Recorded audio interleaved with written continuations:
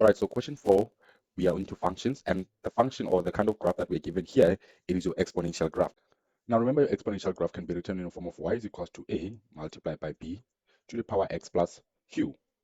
Now b is whatever value that is attached to your exponent x, and q, it's always your vertical asymptote, right? Now here we are given this f of x function, which is in the form of f of x, it is equals to 2 to the power x minus 4, and we are given a restriction.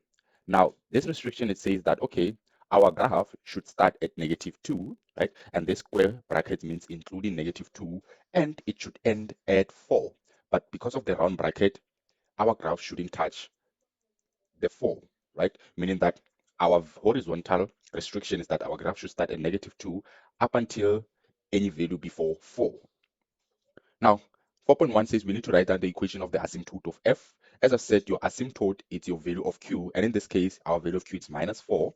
And as a result, our asymptote will be equals to y is equals to -4. Now, the second question wants us to determine the coordinates of b. So first, let us classify what is b. B is the x-intercept. And remember, to solve for the x-intercept, you need to make your value of y equals 0. So basically here, if I make y equals to 0, I would have 0 is equals to 2 to the power x minus 4. Therefore, I need to solve for my value of x. I will take the 4 to the other side to be positive. And from here, I can use the pop method. So this is the same as 2 squared. It is equals to 2 to the power x.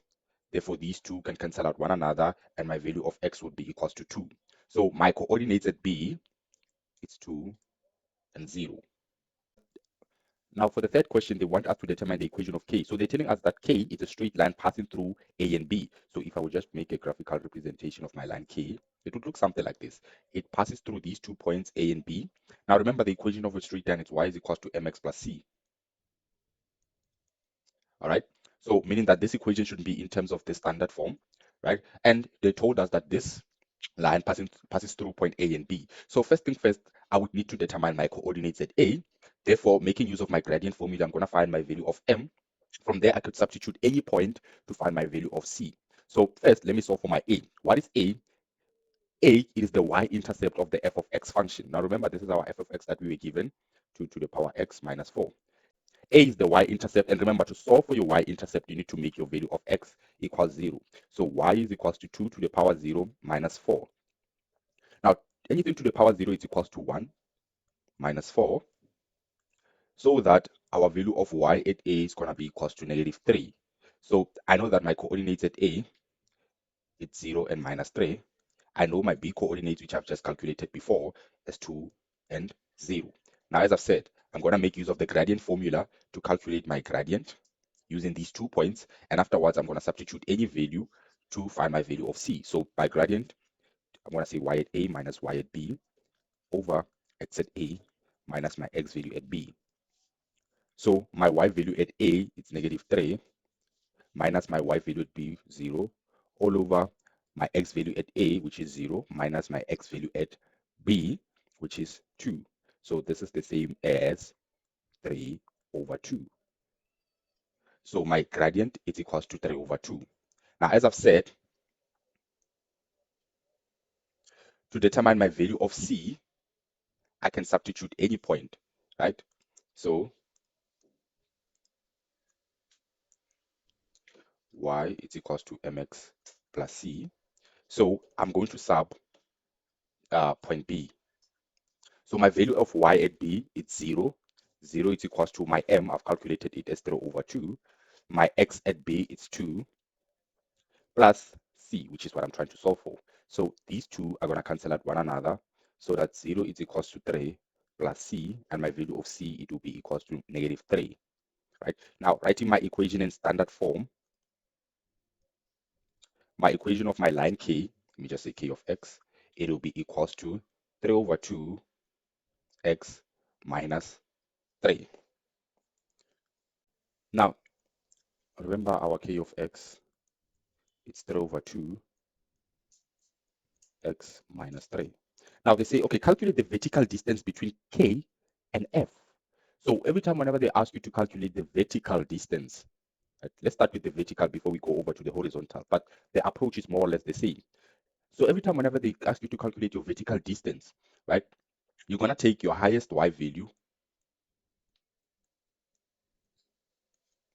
and you're going to subtract your lowest y value between those 2 points whereby they're asking you to calculate your vertical distance or between those two graphs, right? Now, same applies with your horizontal distance. To calculate your horizontal distance, you're going to take your highest x value, whether between 2 points or between two graphs, and you're going to subtract your lowest x value. Now, here, we need to calculate the vertical distance. We're going to make use of this between k and f at x is equals to 1. So we're going to substitute x is equals to 1 to find our value of y in our f of x function. So 2 to the power 1 minus 4, and this should be equals to minus 2. We're going to also substitute this x is equals to 1 on our k of x function.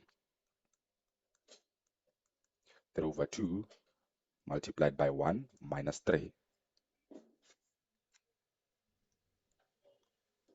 And this would be equals to minus 3 over 2. Right. Now, as I've said, to calculate the vertical distance, we're going to take the highest y value minus the lowest y value. Now, because both of these are negative, our highest value would be the value that is closer to 0, of which is negative 3 over 2. So to calculate the vertical distance here, we're going to say negative 3 over 2 minus our lowest y value, which is minus 2. And punching this into your calculator, negative 3 over 2, this would be equals to a half. Right? And this would be the vertical distance between k and f at x is equals to 1. Now the other question it says write down the equation of g if it is given that your g of x, basically it is equals to your f of x function added to 4. Now this simply means that our f of x graph, it was moved 4 units upwards, right? So basically if I take my f of x, which is the same thing as 2 to the power x minus 4, and I add 4, my g of x graph, it will be equals to 2 to the power x. This is my f of x graph, which is shifted 4 units upwards. Because remember, your vertical movement affects your value of q. And as you see here, this addition of 4 only affected our value of q. So now, they need us to write down the equation of g. Okay, this is our equation of g. Now, the preceding question wants us to write down the domain of the inverse of g. Now, this question of 4.6, which wants us to write the domain of the inverse of g of x. Now, remember, we said our g of x is going to be equals to 2 to the power x. This is simply just your f of x graph shifted 4 units upwards, meaning that anything else didn't change. For example, your domain for your f of x, it will be still the same domain for your g of x, all right? Because we just shifted this graph up. And remember, our vertical movement would not, in this case, it would not affect our domain. So meaning that the inverse, remember for the inverse, we are trying to find the domain.